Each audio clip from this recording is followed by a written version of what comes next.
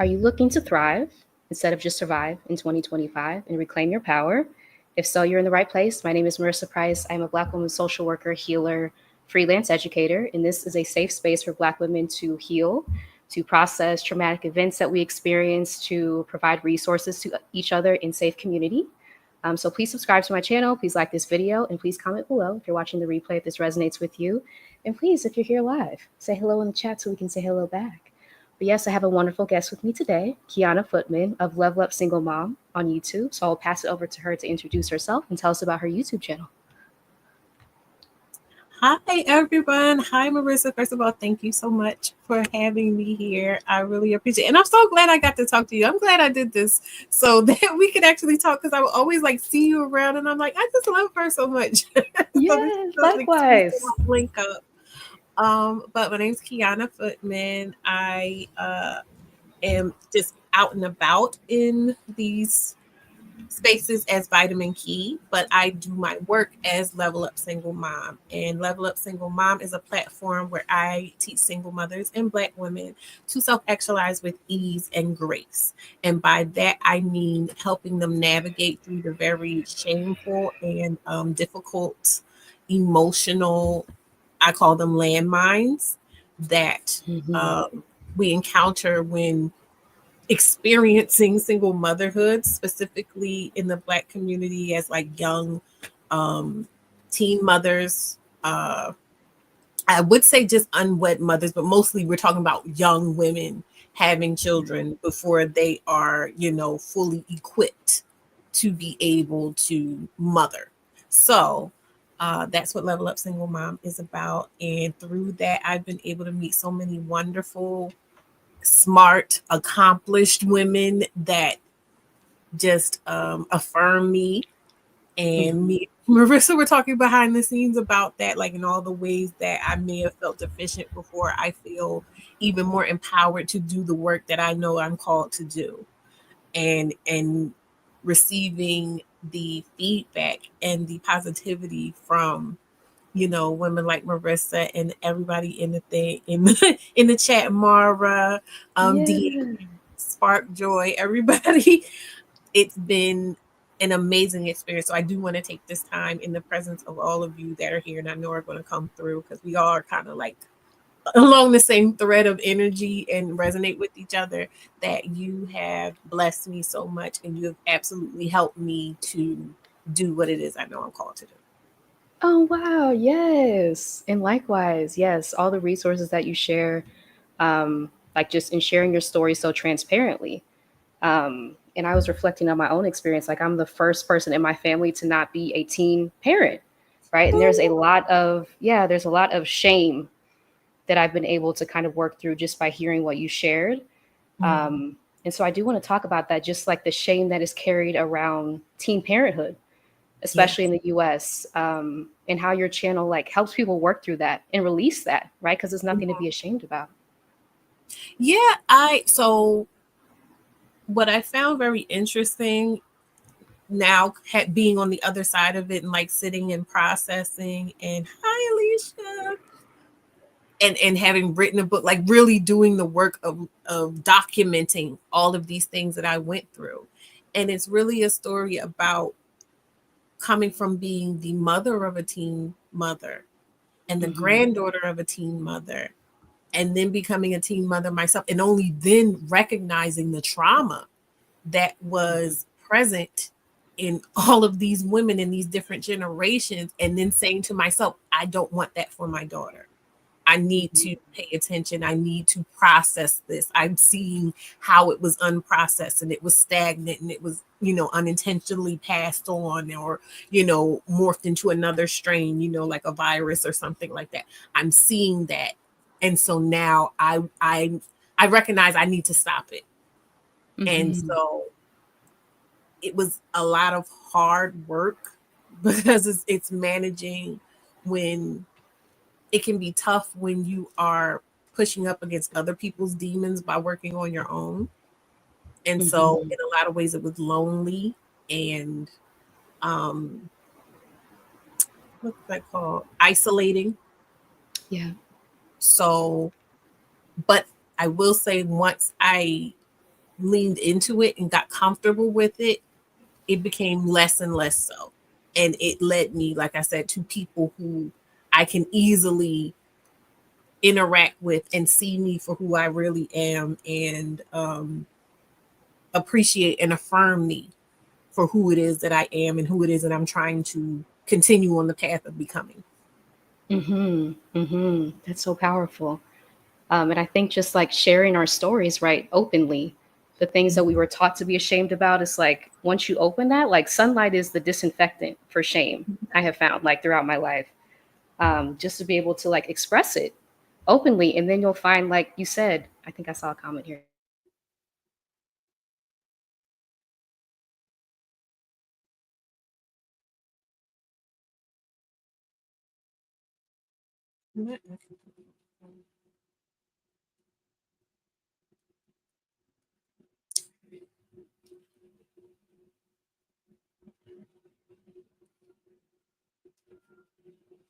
Oh, wait. Is she stuck? Am I stuck? What's happening? Can you guys hear me?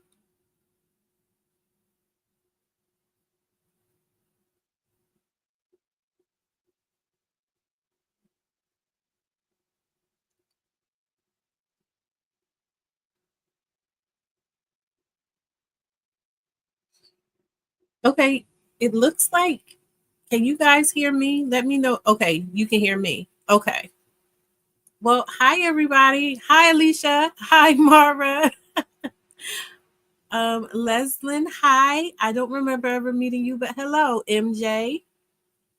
And I said hi to Deanna Sparkjoy. Okay. Ooh, I might be back. Sorry, y'all. You're back now. Having Wi-Fi issues. Okay. Sorry. Are we all good? Can you hear me okay? I can hear you fine. Okay. Okay. So sorry. The Wi-Fi wants to cut off as soon as we go live, as always. But yes, I wanted to call out a comment by Leslin. Some of my favorite people are here, Mhm.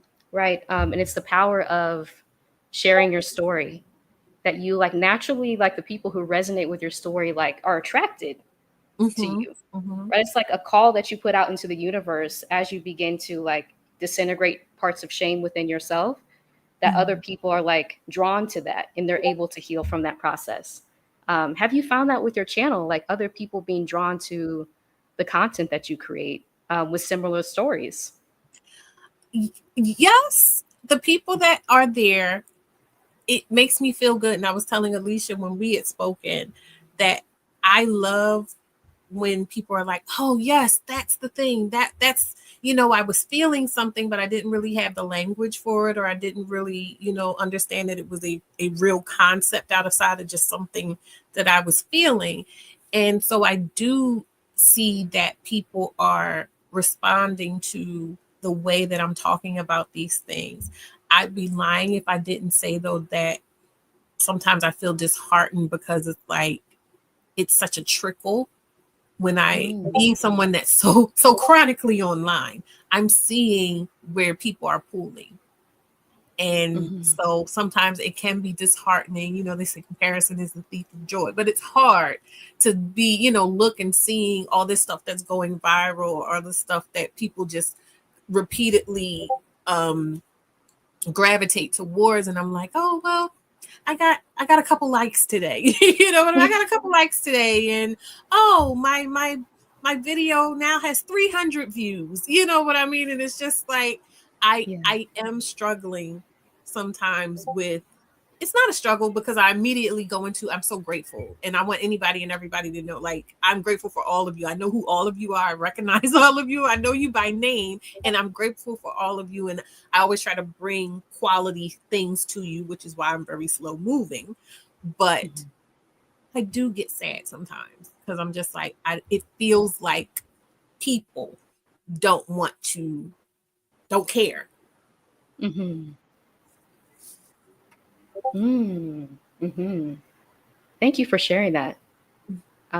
Yeah, and it can be, ooh, the road of content creation can be one that's like, there are some up days, there are some down days. And like you Mhm. said, the things that a lot of people are drawn to don't really resonate with me. Like, I'm not interested in doing those types of topics, taking those takes. Yeah. And so seeing what people are drawn to that are more like popular, right? And I think you said this in your conversation with Alicia, like, I'm not willing to do that. Yeah. Right. And you do get like an intimate audience when you do have that slower approach to content creation, like people who really resonate with your message versus just like the algorithm feeding it to everybody. And then you start getting hate comments on all this stuff, which has happened to me. Yeah. But thank you for sharing that. Yeah. Yeah. And Mara says, yes, it can be a challenge. It can be. Yeah. Yeah. Yeah, I love this. A new frequency sector is emerging. I agree. Yeah. I think so. Yeah. And you can feel it, right? You You can feel it can. like, I mm-hmm. think being able to find people like you, people like Alicia, you know what I mean, Mara and Deanne, and I see that we are here. Like Mm-hmm. we are here, but it's not just. I don't just feel sad for me. I feel sad for my other, you guys, and as well, because I see the stuff we're talking about. And I'm like, Mm-hmm. oh yes, this is so important. Like, especially when Project 2025 came out. And I remember Deanne and Loved were like talking about it every week or every month or so. Like when they were talking and going through it and explaining, like, okay, like let's get it together so we know what we're dealing with, so we can strategize and this and that and the other. And nobody was watching.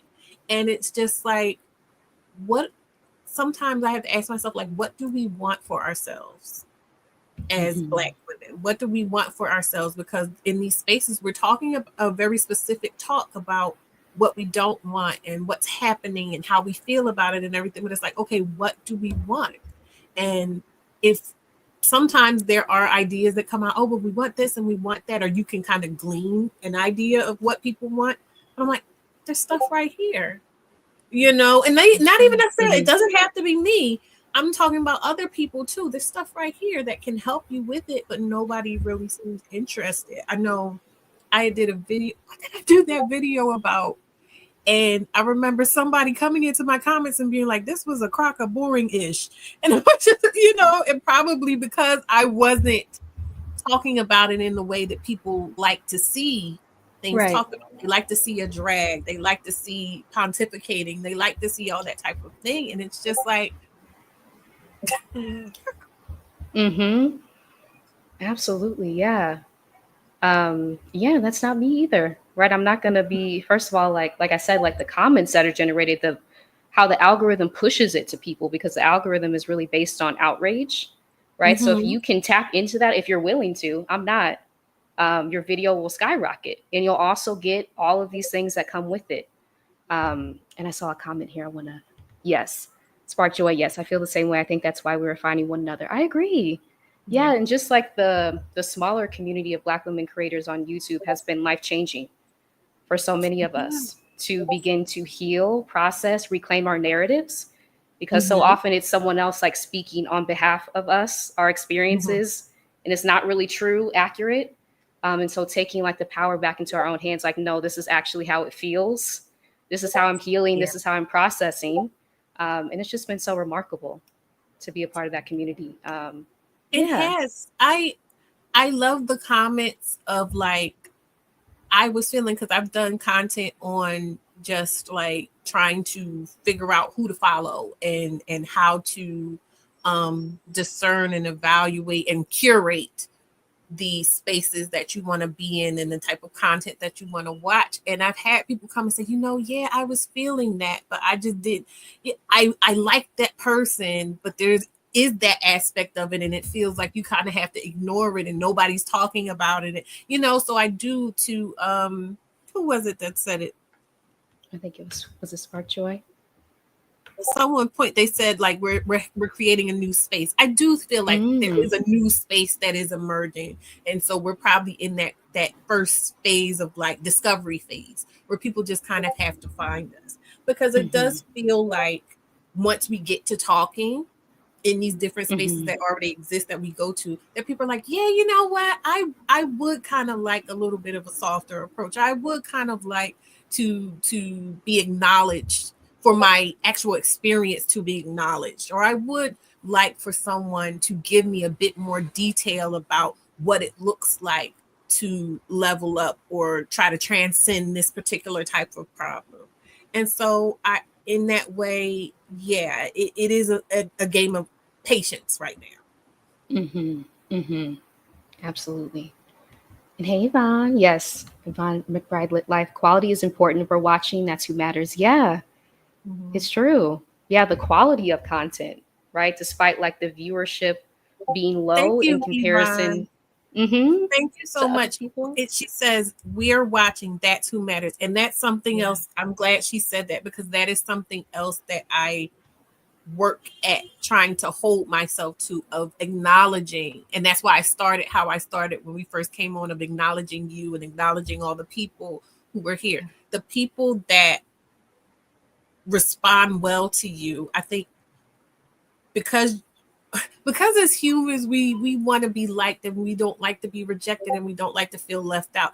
It can be really easy to kind of focus on who's not here, or the fact that we're not here. And like I said, comparing to other people who are getting tens of thousands and millions or whatever of views, and to forget to turn back towards those people who have given you That's true.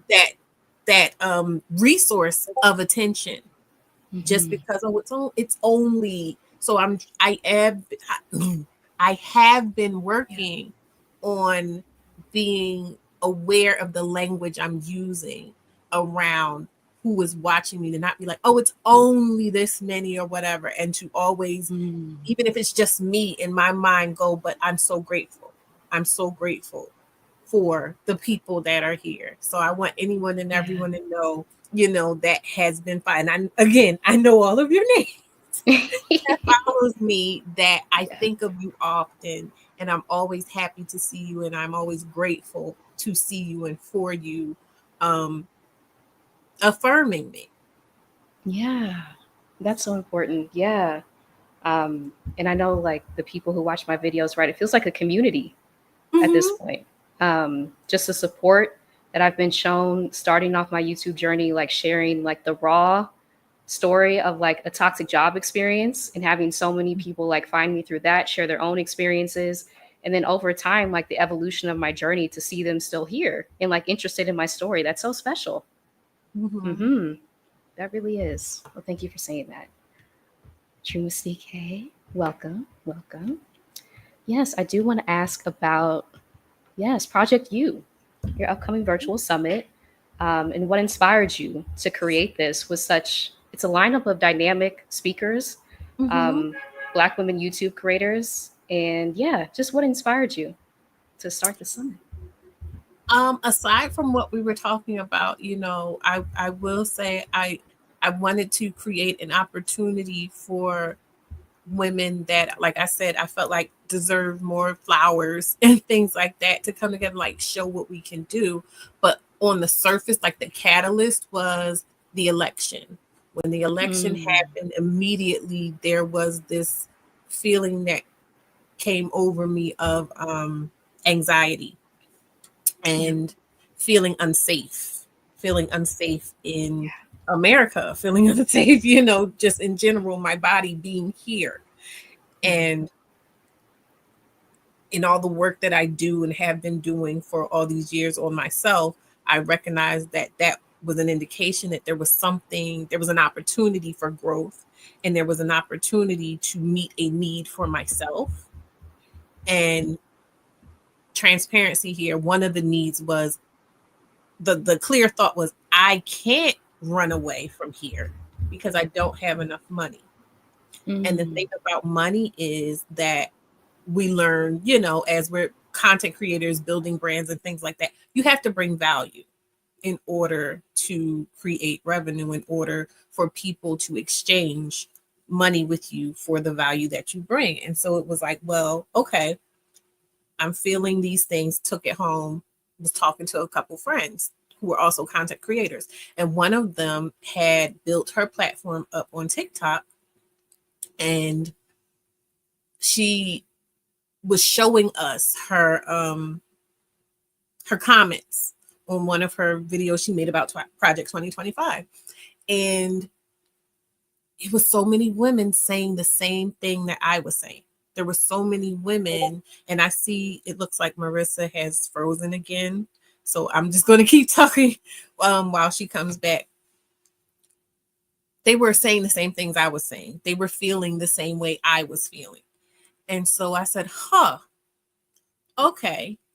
So there's an opportunity here to help women not, to comfort women, to get women feeling safe again and things like that. And I recognized that the person who was Confidence with Love, she had that larger platform. See, I see your back. She had that larger platform on TikTok. And I said, well, hey, you've got everybody's attention. Everyone's feeling unsafe. You talk about pew pews, you talk about dark sisters. And I asked her, I'm like, do you have a playlist? And she's like, no, actually, I don't have a playlist. I'm like, okay, well, you need to put together a playlist. And hey, we are trying to make more money. Deanne, True, this person, that person. You guys talk about being able to make more money off of technology because we're all, trying to be able to move or whatever, to do whatever we need to do from where we are with the resources we have. Why don't we all come together and make a summit where we can teach women skills that can help them position themselves to be able to make more money, to be able to feel safe, to be able to take care of these pain points that they have. And then, of course, I was like, because I'm me and because I believe in feeling safe and cozy and this and that and the other, we also need to have them come back down, regulate their nervous systems, feeling safe within their body, you know, come back to equilibrium. Let's get Marissa. Let's get Alicia. Let's get Erica Denier. Let's get these people that are really amazing at helping people to feel safe and come in the summit. So we're going from this heightened state of feeling fearful. So we have someone that can help us feel, like we got it on lock. We can protect ourselves in that way. And then once we feel safe in that way, we have people that can help us strategize to move forward and figure out ways that we can multiply what we already have. And then the last day, we have people to just help us to breathe and feel safe and then go back into our lives refreshed and ready to handle whatever's coming. And I so love that's how that. Project You came to be. I love that. Yeah. And as you mentioned, right after the election, ooh, that was a rough, that felt like a year in a week, I right? feel like I have aged. I've been looking at my eyes lately and just like I'm so tired. Yes. It's a lot. It's a lot. And seeing like executive order after executive order, right? Just a blatant rollback. As I've talked about on my channel, like things that we knew were not put in place for the right reasons, people weren't upholding them, but still that was like the limited protections that we had in a lot of these like workplaces, for instance. And Yeah. so to see it roll back, it's like, wow, really? We're in 2025 doing this? Mm-hmm. The truth of the matter is this is psychic warfare. Like we are Yeah. being attacked, psychically attacked. And this is something that Black women know well, to be quite Mm-hmm. honest. And I was, there was that lift in the collective reaction of, well, you got it. We're not doing anything else. I loved how we all just on cue. They talk about we're never on what's that called? Being on, I can't think of the word right now, where everybody's on the same accord. Yeah. We all were Mm-hmm. just collectively like, well, that's it. We're done. We're not doing anything else. And so I will say that is on code. Thank you, True Mystique. That is the gift, I think, that came from the chaos, that came from the attack, was that we all decided that we were going to focus on ourselves. Mm-hmm. Yes. Ooh, that's very true. Um, And yeah, I had a conversation with Coach Yolanda, who is a lovely spiritual life coach. And she said, like, clarity came. And I've been sitting with that ever since she said that. I'm like, yeah, it was clarity. Because like after all of these things that we had experienced, right? The lies, the constant lies, like we want you in these spaces, we want these things for you. It's like, okay, their mask slipped, and then Mm-hmm. we saw like the truth, right? And then we were able to like you said, plan accordingly, and then put ourselves first, which we have been doing, right? But at a different level, it feels like. Absolutely. And someone Mm-hmm. said, what is psychic warfare? What does that mean? I may have dealt with Mm-hmm. it and not even known. You've absolutely dealt with it. As a Black woman, you've absolutely dealt with it. Microaggressions are psychic warfare. The messaging about what Black women do and don't deserve in the dating market is psychic warfare. Mm-hmm. Pushing back against us trying to create equity, against DEI. When people are talking about DEI in terms of something that needs to be pushed back against, we all recognize that in their mind, they're talking about us Mm-hmm. and they're talking about us. Mm-hmm. When in reality, DEI has mostly benefited white women Yes. Mm-hmm. statistically, but they were fighting back against us. They were fighting, and then Kamala Harris being the, poster child of the person that was supposed to be the champion for us. This was a this was an attack on us just as Yes. much as it was an attack on her. They were saying we do not want Black women in charge. We do not want Black women to rise to that position. Mm-hmm. We don't want that. We don't want, now, mind you, in the broader sense, they don't want any women. They don't want any Mm-hmm. women. They don't want any people of any color, Mm-hmm. doing any of that. They want white, male, Christian, hetero Yes. men centered and in charge. But however, I'm taking it personally. Mm-hmm. And I I love that. recognize, like I said, the psychic warfare, because this wasn't just about, oh, we're winning this thing and now we're just going to go on and do the work. They want us demoralized. That is what these constant, we're telling you every single little thing we're going to do. We're taking this back, we're stopping this, we're cutting this off, we're taking this money back. Even before that, what was it? The Fearless Fund. When they Oh, attacked the Fearless Fund, that was psychic warfare. that's true. Yeah. And so recognizing that we are under attack, the most radical thing we can do is make a Mm-hmm. conscious decision that, you know what, they still expect us to care for them. They still expect us to nursemaid them. No, Mm-hmm. we're going to, like I said on the site of Project U, we're going to circle our wagons and we're going to care for ourselves. We're going to, come together with our tribe and we're going to replenish ourselves. And we're going to Mm-hmm. focus on that for the entire time that they're throwing that barrage of, bombs at us. Our backs are going to be turned, our arms are going to be linked, and we're going to protect each other. Wow. Yeah. Yeah, that's powerful. That is so powerful. And to know that we have everything that we need, right? So often we're taught we have to like seek it from other Mm-hmm. places, people, externally. It's like the amount of knowledge, understanding, expertise that exists just within like this YouTube community. Yeah, that was a big thing for Mm-hmm. me. I think that it clicked for me that I personally didn't have to have all the answers. And that it was Mm-hmm. Mm-hmm. okay for me to reach out to my sisters and say, hey, I know you know this, and I know you know this, and I know you know Mm-hmm. this. And so now I'm kind of stepping into my gift, which is stepping out and seeing the broader picture of who is all here. What all do we have here at our disposal?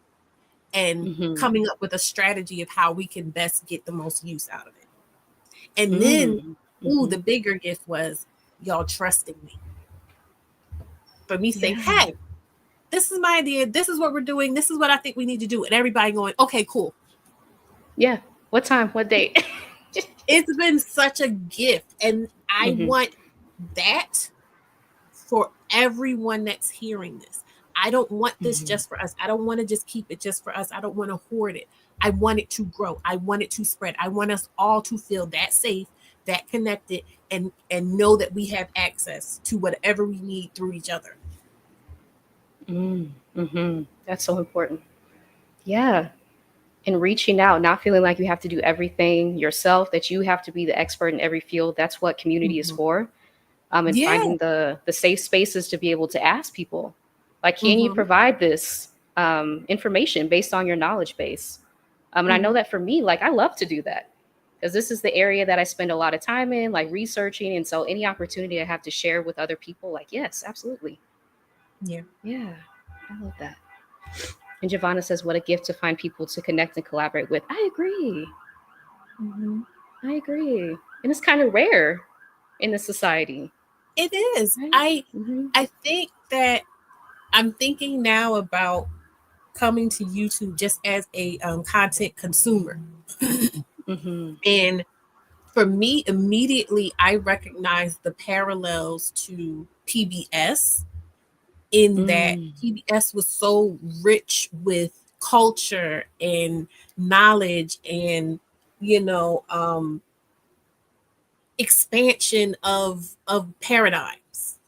Mm-hmm. And so for me, I always saw YouTube as a way to broaden horizons and broaden my not my reach, like my reach for people to see me, but my reach for what I could access, right? Mm-hmm. And so I definitely see social media as a tool, but I don't think that most people, because I heard something a long time ago. They said if it's free, talking about like social media, if it's free to access, you're the product.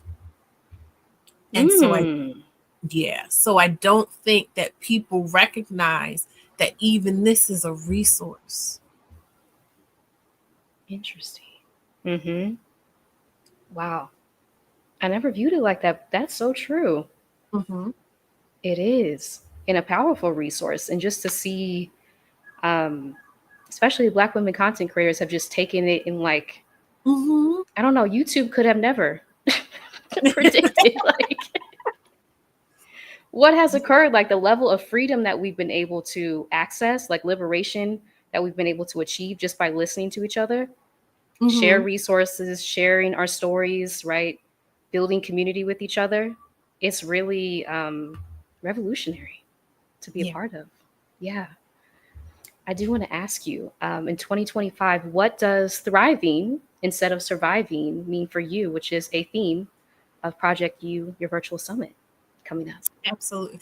So it means um positioning yourself and training yourself to, like I said, be able to recognize when you are triggered, when you feel unsafe, when you're feeling anxious, and understand that that is not a be all end all feeling. It's more so a call to action. Mm-hmm. And so recognizing that within that fear is a nugget of um, desire or need Mm-hmm. or something. It's a call to turn inward. And that's why it's called Project You. I want people to take away from this the understanding that, number one, it is healthy to center self. Um, it is necessary to center self and get in the habit of centering self so that you can have a greater impact in a greater intentional impact, because we're always impacting people around us, our communities, and this and that and the other, but to Mm-hmm. consciously and intentionally do so, Mm-hmm. and Mm-hmm. to your benefit. That's important too, because a lot of times we're like, oh, well, we need to impact each other. It's just another way of saying we need to be of service. Yeah, we need to be Ooh. of service, but we also need to be tapped into, okay, but what do I need in order to be able to facilitate this service and still be fed and cared for and not depleted? Mm-hmm. I want to talk about that, like the power of centering yourself in your own Mhm. life. As you mentioned, like a lot of us have been taught that we are here to be in service. to Mhm. other people, to have a lower position, right? And to look up to people for approval, all of these Mhm. things, and just the power, like, how can your life change? I guess that's my question. When you decide to center yourself unapologetically. For me, the change that I've seen in like centering myself is number one, I don't have as much whoopsie moments. And by Mm. whoopsie moments, I mean those moments where you're just like, you find yourself in a situation and you're just like, I don't know how I got here. I don't know why this is happening to me. I am able to guide myself where I want to go, even if I don't quite hit the mark. I'm always in proximity and maybe even somewhere even better suited for me than what I thought I was going for. I always Mhm. win. Basically, like I always win. I feel like a winner. I live like a winner. I'm treated like a winner, and I'm able. And I will say, it doesn't feel like people think, like when people think like, oh, you're a winner, you think it's all the time like, yeah, yeah, yeah. No, it's contentment, and it is peace of mind, and it is having what you need, and it's Mhm. people being kind to you, people being generous with you, being loved on, being recognized. There's so many people that are in pain because they feel like nobody sees them for who they really are, and nobody takes them seriously, or things like that. And so I would say, or the on the other side of that work that can get you there, you will just never really be alone because you recognize that you are always with yourself, and so you acknowledge yourself and treat yourself, and everything else becomes a reflection of that. Powerful. Powerful. That's very true. Ooh, because once you pour into yourself and you decide, like, you make that decision, no, I'm the main person in my life, despite Mm-hmm. like anyone else like asking for my assistance, like, and you pour from the overflow that you have, like, Right, that has been, exactly, yeah. exactly. That's been transformative just for me to like change that in my own mind, Mm-hmm. right? That no, I don't have to overextend myself all the time, right? Those of us who are recovering from being people pleasers. Ooh, Mm-hmm. that's a journey to center yourself and ask yourself, can I do this? Do I have the capacity to do this? Versus feeling like you have to. And that's the way that you gain acceptance, approval, all these things that we're taught to seek externally, and really like staying rooted in self. That can be a huge life transformation. Yeah. And it's also a great way of, because we're always hearing or being taught that about discernment and raising our standards and this and that and the other, but like, what does that look like? And for me, when I am when I'm recognizing, for me it's about a win-win, right? And what I Mm-hmm. learned in shifting into being self-centered, and operating from this place of like centering myself, and even when I'm giving to other people, I recognize that some people, it's not about them needing the resource that you may have for them. They genuinely want and think they need to see you depleted or suffering or sacrificing in Mm-hmm. order to feel like they have been helped by you or serviced by you. So it's like, this thing that you want or need from me, I can give it to you either way. I can give it to you out of a place of abundance, or I could give it to you in a way that depletes me. But some people, Mm-hmm. when they see you maneuvering and doing it in a way where you are still okay, they get upset. And so now Mm-hmm. that's an indicator for you to go, okay, I might not need to be allowing you to have access to me. Ooh, that is true. And I saw a comment. I want to make sure I get to it. I think it said access. Yeah, true mistake. Access denied. I want to Mhm. talk about the power of restricting access to people who don't deserve your energy. Mhm. Um, and I think Erica will be covering this at the summit. Erica Yeah. Dinero TV, um, Mhm. protecting your energy, right? Energy sovereignty. Just the Mhm. importance of that, like knowing that your energy is sacred first, and then denying access to people who don't deserve it. Yeah. Yeah. it Like anything you want to share around it's that? so funny you brought that specifically up, and I'll have to post this on my page. I just last night stumbled across a video I had done a few years ago on my Instagram where I was talking about that. Like I had an encounter with someone who I hadn't seen in years that at one point had been very an antagonist within my life, and recognizing how much I had changed just through my reaction to that person and not allowing them access and seeing them kind of responding in real time, like, of not getting that access. And Mm, there's something about, again, that shift of recognizing that you don't have to sacrifice in order to serve or in order to help someone or in order to be okay, and recognizing those people in the world that want to see you bowed, bent, and broken.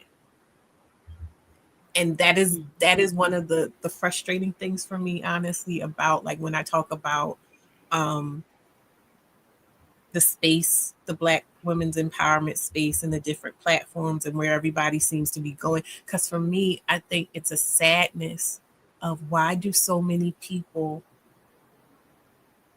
feel, why is it normalized for so many people to be talked down to? Why is it normalized for mm, so many people to accept a kind of abuse in the interests of getting help or guidance or something? You know what I mean? Like, why do so many mm, people respond? Are so many people wired for being talked to, for denial of their dignity? mm, mm-hmm. And so it's like, I want to, but you can't force that type of stuff on people, you know, like, because who am I to judge that for other people? But I'm saying from my perception, it's like I'm looking, there is a lack of recognition of Mm-hmm. the fact that it is you acquiescing to a denial of your dignity. And that for this particular person that's talking to you in this particular way, that is an indication that the exchange between you requires you to give up some of your dignity to this person. Mm. That's very deep. That's very deep. Wow. Mm-hmm.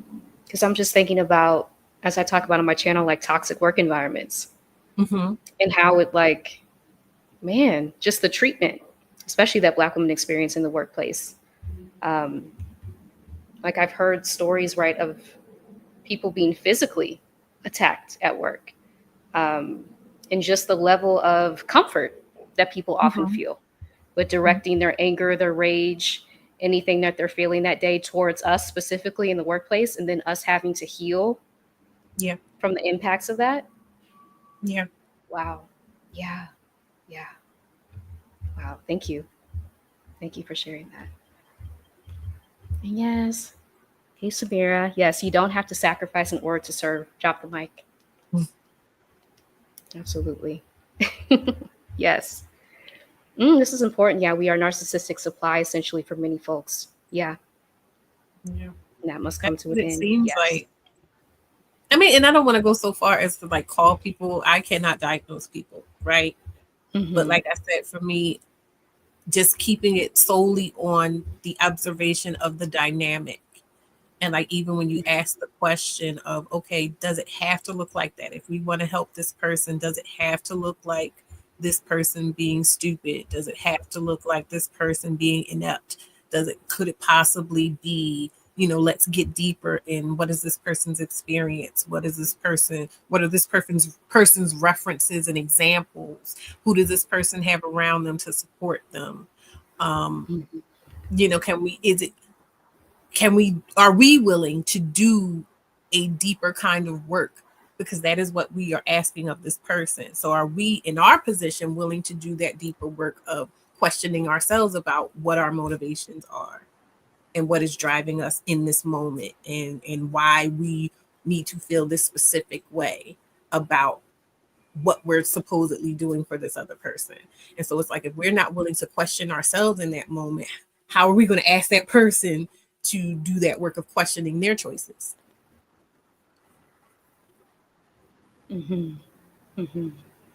That's very true. And I see Spark Joy says, you're qualified to dissect it, and that might set some women free from that toxic shame. So thank you for sharing that. Yeah, that's important. I do see a question I want to get to. Southern Babe 22. How do you balance restricting access while still trying to create a life you love? I said no to a job offer because I knew it was an abusive environment because I don't want to be broken. First of all, thank you for putting yourself first, right? As I share on my channel, like these work environments, a lot of them still have vestiges from enslavement, Mm-hmm. right? And that's deep. And so to protect yourself, your peace, your well-being at all costs is essential. And so just celebrating you for that decision, first of all. And then I do want to ask Quianna if you have anything like on the first question, right? How do you Mm-hmm. restrict access to people while still creating a life you love I love and that inviting in question. joy? Mm-hmm. I love that question because that is something that I struggle with in terms of my interpretation of it. Because when you said like I don't want to be broken, I had read that as I don't want to be broke. So I was thinking like, how do you build a life you love with no money type of thing? And I'm like, that's kind of what I do. But there are a couple angles of it. First off, on what you said, Marissa, about these companies being rooted in slavery. There's so many of these companies, like big companies, Mm-hmm. that were literally uh, got their start during slavery. Mm-hmm. You Yeah. know, like Tiffany's and Brooks Brothers and these banks. Mm-hmm. And, you know, they literally got their start in slavery. So that is something that is embedded in these places. So that's definitely something that we should be mindful of. But Mm-hmm. it depends on when you say, how do you balance restricting access while still trying to create a life you love? So within that, I'm wondering, because in my mind, you can create a life you love that doesn't necessarily have anything to do with restricting access. So what I'm hearing is like, how do you create a life you love when maybe you want companionship or you want people around you, but it feels like you have to push people away? That's what Mm-hmm. I'm perceiving within that.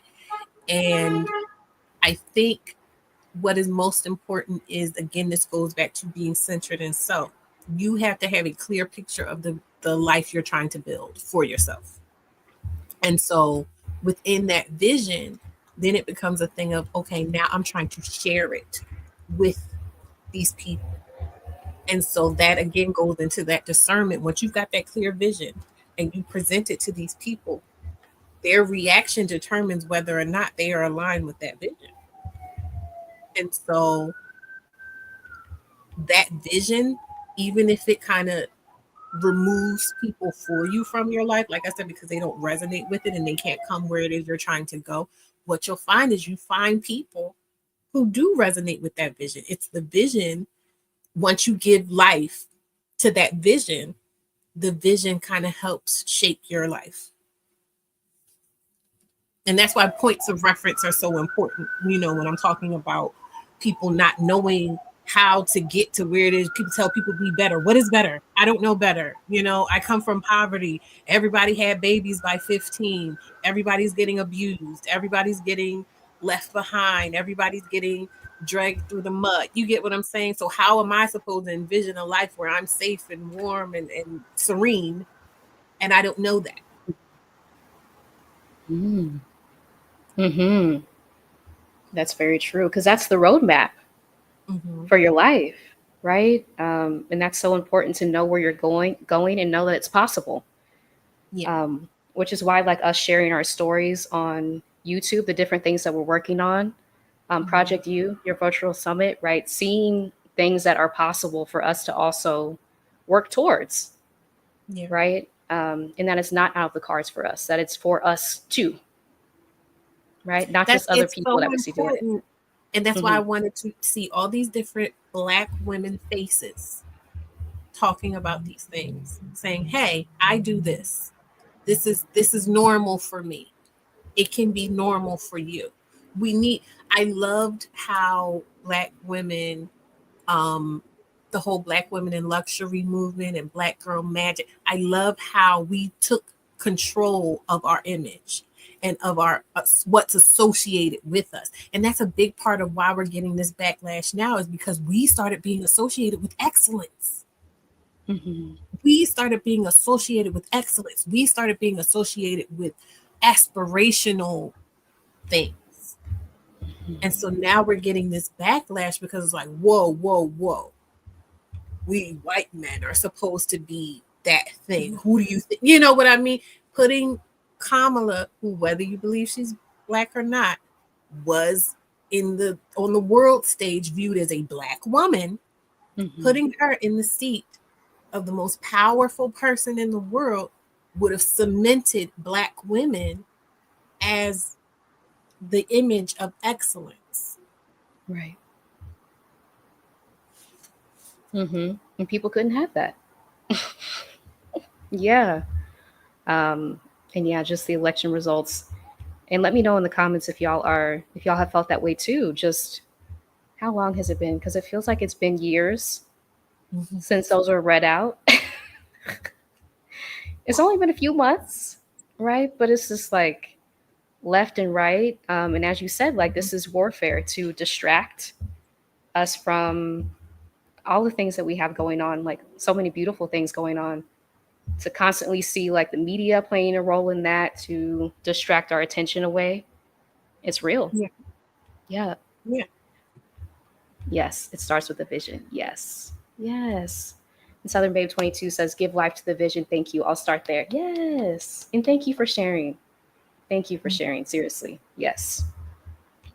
I do want to ask about your book that you wrote. Mm-hmm. Just what was the inspiration Mm-hmm. behind it? And yeah, I'll put the link in the chat if y'all want to check it out. But anything you'd like to share around your book? Yeah. So, for those who don't know, I had my first child 2 weeks before my 19th birthday. And within that experience, that was when I started recognizing the depths of shame that Mm-hmm. I was feeling, due specifically to the fact that I had become a single mother. And it was, it's funny now looking back on it, because it's like I was feeling it, but it's also like I was like documenting it as I was experiencing it, because I recognized rather that it was, I don't want to say a universal experience, but once I became a single mother, it clicked to me all of the things that I had been passively ingesting about the single mother, the dreaded single mother, the welfare queen, yada, yada, yada. And so I started recognizing that there was something there that was going to need to be undone in order for me and other women like me to be able to be happy and content within ourselves. I recognize the psychic warfare that you were opened up to through becoming a single mother. There are certain things, that's why I think people are pushing back against labeling people now, because there is power, and now we're getting kind of metaphysical, but there is power in the tongue, and there is power Mm-hmm. in labeling people and naming people and putting them in a particular type of box.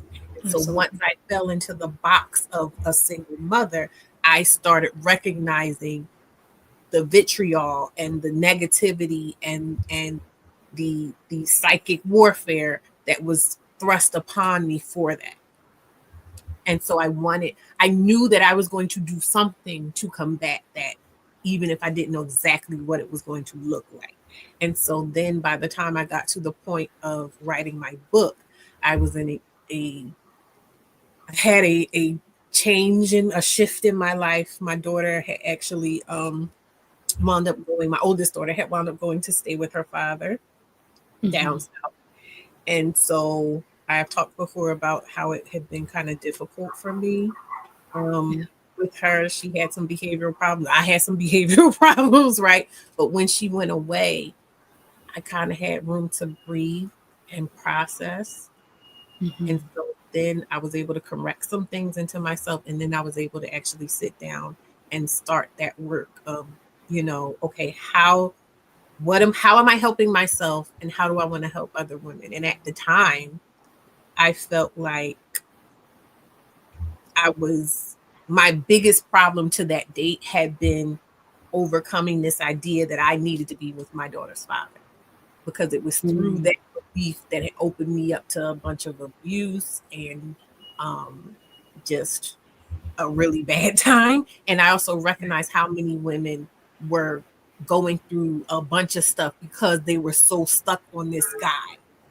You know Mm. what I mean? This Mhm. idea of family, or the trying to get validated, trying to Mhm. redeem themselves through a relationship specifically with their child's father.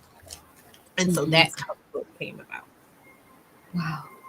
Ooh, powerful. Yes. And just like combing through my own life, right? So many things resonate. I'm gonna have to sit with that. Yeah, Mm, that's true. Um, and thank you so much. Giovanna says exactly. We're not supposed to be excellent. Get back in your place. Yeah, that's it. That's it. Yes. Um, I did see a comment. How many of you are writers? I think there's like in the YouTube community, I've seen so many people with books, with mm, blogs, like just the amount of creativity that exists in yeah. here. And we're able to share our stories, right? And again, reclaim our narratives by self publishing. I want to ask about that, how that process was for you to self publish your book that you had written. I'm just going to say two words to get started. Black women. Mm-hmm. Black women are so amazing. So at the time, I had written the book, and I had found I'd written it. So when I say black women, because I'm saying like black women have helped me every step of the way. I don't know if you were ever aware of what's her name, the six figure chick. Had you ever heard of her? Mm-mm. Well, she was someone who was like a pioneer on Instagram around branding and marketing digital products. Mm. Um, and so I was a follower of hers, and I bought some of her products in terms of like teaching how to create your own graphics and this and that and the other. Like everybody's doing Canva, but she was like one of the first people to just be like, "Oh yeah, come use Canva to do this and this." So Ah, okay. I wrote my thing. I made all the graphics and everything in Canva, and then I found something called PayHip to sell it as an ebook. Mm-hmm. And so I set it up like that. But I was working at Ross at the time, which is like a TJ Maxx, Marshalls type of deal, wherever you're at. One of Yeah. those stores that you can just get a bunch of clothes and stuff at discount. And I had a teacher, co-worker of mine, who had a daughter who was selling her book on Amazon. I know EO right now, but she was self-publishing on Amazon KDP. And so she told me about Amazon KDP, and she told me about IMDb, to where I can get my what's that called on the back of the book? The You know, ISBN. barcode, the ISDB. And Mm-hmm. she showed this black woman just gave me these resources, just gave me this information that helped me to be able to then have a tangible paperback copy of my book available and things like that. And um so yeah, and Dion, who was going to be at the second day of the thing, she was a friend and worked with the six figure chick. Unfortunately, six figure chick passed away, but she Mm. was a friend of hers, and she started offering her own coaching services and stuff. So then I bought coaching from her, and I got it's just wonderful, like the story of from there to here. It's filled along the way with so many amazing black women that helped me and affirmed me and lifted me up and encouraged me and everything else. And so yeah, then I was able to offer that, and I was mostly doing stuff like on Facebook and Instagram at the time. And I had Mhm. thought about YouTube, but I in my mind I was like, I need to be way bigger before I started YouTube. But then I started I found Themis and Thoth, and I just started hanging out there so much, Mhm. and wound up building my own community and like integrating into his community and everything like that there. And I remember like we would always have the same characters that would come up and kind of like bulldoze the conversation and stuff. And I used to start saying to people like, make your own channel. If you have so much to say, like make your own channel. I was like, wait a minute, I have a platform. I'm going live on Instagram. Why don't I start my channel? It's time. And so then I started my channel. And so, and now we're here. The rest is history. Yeah. Wow. That's amazing. And yeah, I also used Amazon KDP to publish my book, Cocoon, Mm-hmm. by like a fellow Black woman author, having inspiration from her, Lavendula. But she wrote The Box. Yeah, we met in Alicia Renice's community, The Garden. And that's how I became an author too. So there are avenues to publish, right? Self publish your book Mm-hmm. if you're working on a budget, right? All these barriers that used to exist in Mm-hmm. traditional publishing, they don't exist anymore. There's so many avenues to be able to get your work out there, to get your story out there. Yep. That's what I say about it's a resource. Like social media really is a resource if you tap in. Now it is a lot of work because there are so many different things and apps and this and that and the other and like there's no one way. It's one of those things where you kind of have to find your things as you're learning about all the different things, your cocktail of things that works for you. Yeah. But there's so many resources like this. It's literally out there for us if we want to. If where there is a will, there is a way, and I guarantee you, it's not as hard or as complicated as you think it is. And that is yet another reason why I put Project U together. Yes. That's amazing. Yes. And Dean says I should start a channel, I guess, on other platforms. Please do. Please do. Yes. We need more information, more resources, more lived experience. And that's Yes. also part of recognizing, like I said, being centered on yourself. Recognize your impact. If you are Mhm. guesting on people's platforms and people are responding to you and people are liking you, be aware of recognizing that you are a resource and making sure that you are a resource, at least as much of a resource to yourself as you are to other people being, other people's platforms that you are contributing to. Mhm. That's so important. Yes. I do want to ask, just wrapping or going back to the summit, who the summit is for. If someone is kind of interesting, maybe on the fence of attending, what they can expect to gain from attending the summit, and just the dates and how to register. Please share. Absolutely. So, the summit is for Black women and Black women and Black women. And it is on February 28th through March 2nd. There's a 3 day, summit. The first day is going to be about safety. It's going to be about pew pews, learning how to get them legally, learning how to uh, handle them. And also very important aspect of it, because there's a lot of us that are like about the Mm-hmm. idea of owning and touching pew pews. So there's going to be a lot of work around getting comfortable with the idea and seeing yourself as someone who can own a pew pew and integrating that into your identity as a Black woman. So that's really important. And we also had to do a slight change. So the strategy session, there's going to be one strategy session that day because one of us had to like maneuver a little bit, but it's still technically safety day is the first day, and then we'll have one person talking strategy. Second day is dedicated to strategy, so that's when we're going to be having the rest of the AI experts. We're also going to be having Deanne there talking about crypto. And this is just a little bit of a tangent, but I have been, because people, and especially historically Black people, are averse to the idea of investment and things Mm-hmm. like that. When you say crypto, people automatically tense up, people automatically shut down, and things like that. And so I have a cousin, Ivy League educated cousin, Mm-hmm. 5-time Emmy winning cousin.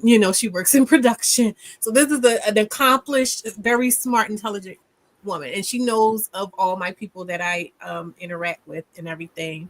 And she was really excited about Project U. And so she texted me and she was like, I call me tomorrow because I have some concerns about the crypto part of your program. And then I immediately, my stomach just balled up in knots. And I'm just like, okay, But I called her the next day. And so she was talking to me and she said, yeah, because I have friends who are in finance. And even they say, and she started running off a list of things that these experts say. And she was saying, and if it's this, so if it says this, and if it says that, and if it says very specific things. And I immediately felt so light and so airy and so happy because I said, everything you just said is in Deanne's book. Everything you just said, exactly the way you said it, is in Deanne's book. And she said, oh, wonderful. And that made me feel good because I'm like, okay. And I was never doubting Deanne, but I'm saying like knowing that someone who is so smart and so accomplished and so thoughtful and careful and everything can say, oh, okay, yeah, that's a good thing. That let me know that you will absolutely benefit from that crypto portion. So we have the crypto portion there. We have True Mystique who's here today. She's going to be talking about AI prompt. First of all, True Mystique is a wizard. Okay. She built her own server in her. This girl get down with the technology. And she's going to be talking to us about AI prompting. And I want to be, that's me endorsing you, but I'm just saying like everything she asked about, everything that educated woman was concerned about and felt like would be a valuable thing or an acceptable way to talk about crypto is in your book. That's me saying it's in your book. I know for a fact it's in your book, Deanne. But yeah, True Mystique is going to be talking about AI prompting. AI is the new wave. AI is that way. Like I said, I was talking about all these different apps and things and ways to utilize social media. AI is going to be your way to kind of bridge that gap and take away a lot of that busy work for yourself. And so True Mystique is going to show you how to interact with things like ChatGPT and whatnot to cut down some of that busy work for yourself. My love, Concerned is going to be there, and she is going to be showing you how to use her products that she has that helps, number one, businesses use to streamline all of the information that a business needs to get organized and know where is this, where is that, she's going to teach you how to utilize her products in order to streamline your life stuff. So you don't have to go around looking for information here, there, and everywhere. You can put everything in one spot and be able to pull it up, reference it at will easily in your phone, in your computer, whatever. So she's going to be doing that. I'm trying to remember who else is going to be there on the second day. I said Concern, True Mystique, Deanne. So my friend Dion that I mentioned before, she's going to be on the tail end of Friday because we had like a scheduling concern. So she's technically still strategy, but I'm just letting you know she's going to be on the first day. So those are the people that are going to be for strategy. And then we have my dearest Marissa and my dearest Alicia and the Queen Diva herself, Erica De Niro TV, on the last day to get your minds right so you can remember who the hell you are, and be calm and collected and centered and anchored so that you can move forward into whatever the hell else they're going to keep throwing at us. But like I said, I'm hoping that by the end of this, we are all locked in together, backs to these people, surrounded, protected, and ready to go. I love that. I love that. Yeah, sorry, y'all. The Wi-Fi will not let me live today, but here we are. So yes, I'm so excited. So February 28th through March 2nd, Project U. So please register. My affiliate link is in the description section as well if you're watching the replay. But yeah, as we're winding down, any last words to share with the audience, and also how people can purchase any of your products or offerings that you have in addition to the virtual summit? Absolutely. So, first of all, I want to say thank you to you. Oh, do you see me? I Yep, want to say thank just you went to out for a you. second. Hmm. Okay.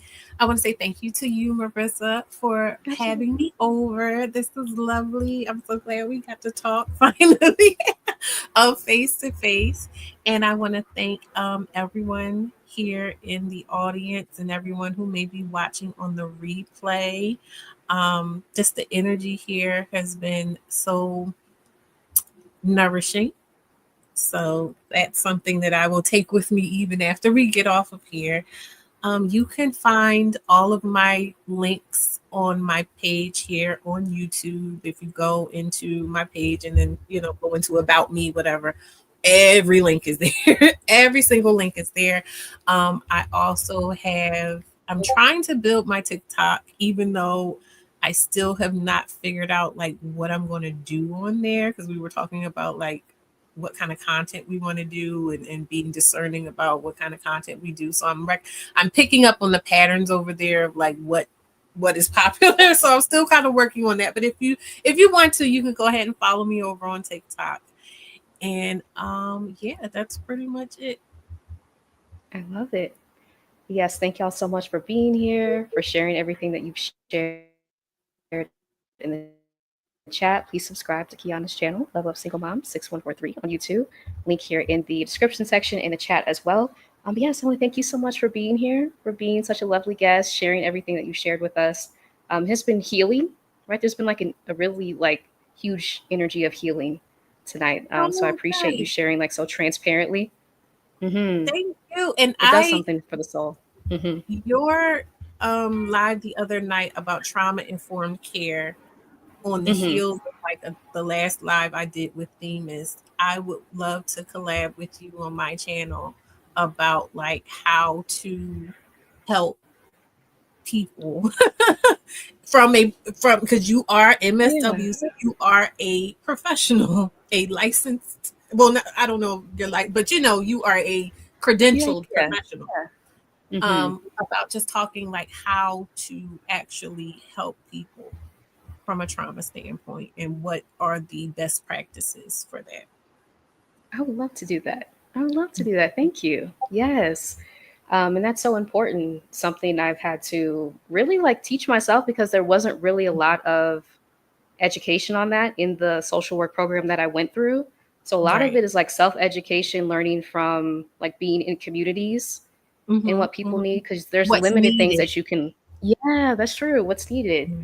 because limited things that you can learn from a textbook, right? So it's kind of like expanding your mind to what people are sharing with you in real time. So I would love to do that. Yes. Let me know the Okay, time we'll and work date. behind I'll the be there. scenes to get that. I know it's going to be after the summit. Like I have one thing at a time. One thing at a Yes. Don't I know? A summit is a lot of work. Yes. Yes. But yes, y'all, thank you so much for being here again. Thank you, Concerned. Yes, Nia, thank you, Necessary Conversation. Yeah. Yes, self taught about a lot of things plaguing us. Yes, me too. Me too. And yes, so on that note, thank y'all again for being here. I'll be going live with Leslyn Moore to talk about the healing power of creativity Friday, I think at 5 p.m. Eastern. So that's the next time I'll be live. But yeah, appreciate y'all being here. And please register for Project U again coming up February 28th through March 2nd. And the link is in the description section. All right, y'all. Until next time. Bye. Thank you.